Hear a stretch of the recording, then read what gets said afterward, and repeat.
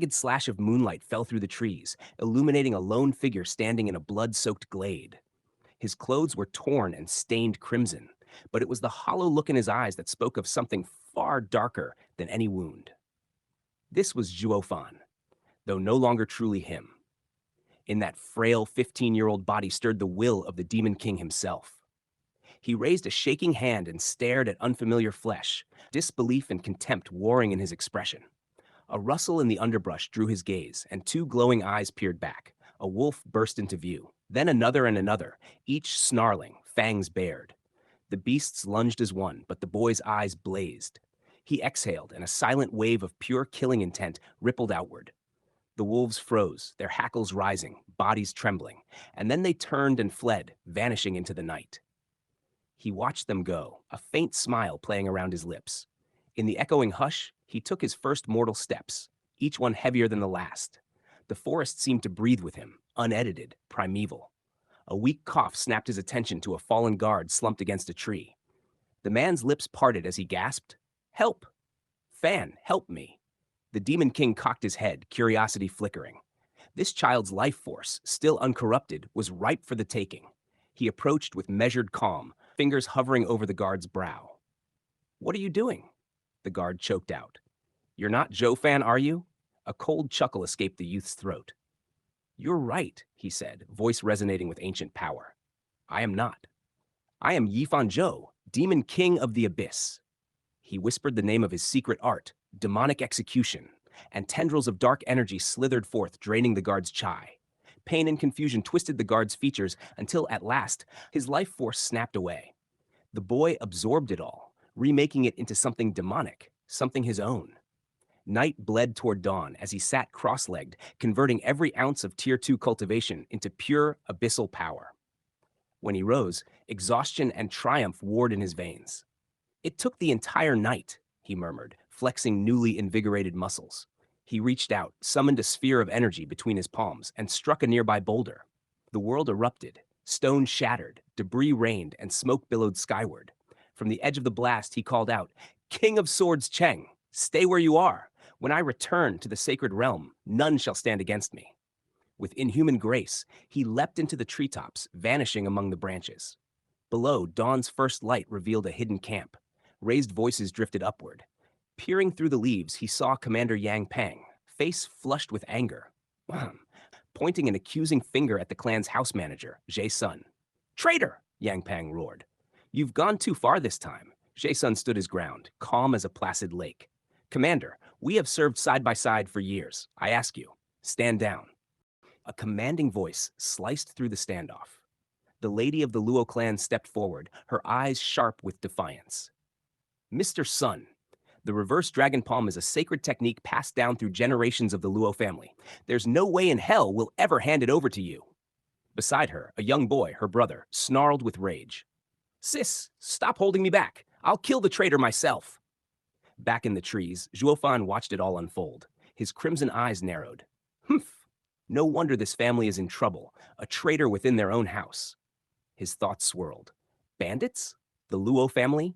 This body's leftover memories. "So that's what this is about," he scoffed. "What does it matter? A petty family in the human world has nothing to do with me." He leapt through the trees, but mid-flight, a sharp pain shot through his chest. Ugh! What the hell? He dropped down, hand clutched over his heart, gasping. Is my power unstable? Has the demonic execution skill thrown my body into chaos? Damn it. Has all this been for nothing? But the pain, it subsided when he thought of her. When she was near, he steadied himself, closed his eyes, and meditated. Energy, normal, breathing, stable, circulation uninterrupted, and yet the pain lingered in her absence. Could it be a spirit bond? He whispered, eyes widening. If I'm right and I ignore her, this body will collapse from the bond alone. I need to confirm it. He summoned energy, diving deep into the body's memories. Images flashed. The house lady, eyes soft with warmth, speaking to the servants. Your father sacrificed himself for the Luo family. From now on, this home is your home. Your family now. Don't pick on Fan, she told another servant. He belongs here. Another memory. Zhou Fan, this body's original owner, earnestly begged Commander Pang, please teach me martial arts. I want to protect the Luo family too. The commander chuckled. You're too frail to be a guard, kid, but I'll teach you some fundamentals. I'll train hard, I promise. Flames, screams, chaos, bandits storming the manor, steel clashing, blood on stone. Protect the young master. Old man Luo is dead. Hand over the sacred text. Fan, barely standing, told her. Take the young master and go. I'll hold them off. And with that, the truth was clear. Back in the present, the Demon King seethed. So this boy, he lived to serve them, to protect her. And if I turn my back on her, his lingering spirit will destroy this body from within. He clenched his fists. Damn it, am I to be their servant forever? With fury surging, he slammed a tree with raw power, splintering it clean in half. The crash echoed through the forest. Nearby, one of Jasun's guards snapped his head toward the sound. Who's there? Lady Luo turned toward the forest as well. Is that cavalry? Pang frowned. No, it's too soon. Then, emerging from the tree line, came a figure they hadn't expected to see again. Zhou Fan. He strolled casually, hands at his side, a smirk tugging his lips. Lady Luo, he said smoothly, it's just a measly spirit tier technique. Let them have it. I'll get you another one later. She gasped, stepping forward. Fan, I thought you were. I got lucky. He cut her off, and survived. But in his mind, his thoughts raced. These bandits, all of them at least level 6 in the basic tier. And Jae-sun. He's a peak tier atheist level 6. If I mess up, I die here. Jae-sun sneered. You talk big for a brat.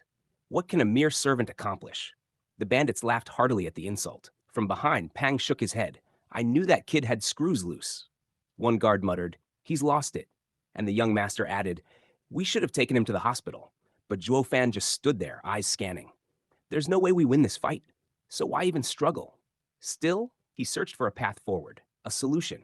Fan, Lady Luo shouted, furious. Stop this nonsense. Get over here. Jae-sun chuckled. Still trying to save a crazy servant, my lady. You're far too soft. Mr. Sun, she said, pleading, just let him go. He sneered. Kill them one by one until she hands it over. A bulky bandit grinned, ready to strike. Do it, fatso. Zhou Fan tensed. That guy, level 7, 2 levels above me. I'll only get one shot. The bandit lunged, sword raised. Die! Zhou Fan stayed calm, grounded his stance, and with a precise blow, struck the bandit's hand. Clang! The sword flew into the dirt. Zhou Fan grabbed it instantly, one fluid motion, and slashed across the bandit's midsection. Blood sprayed. The enemy collapsed.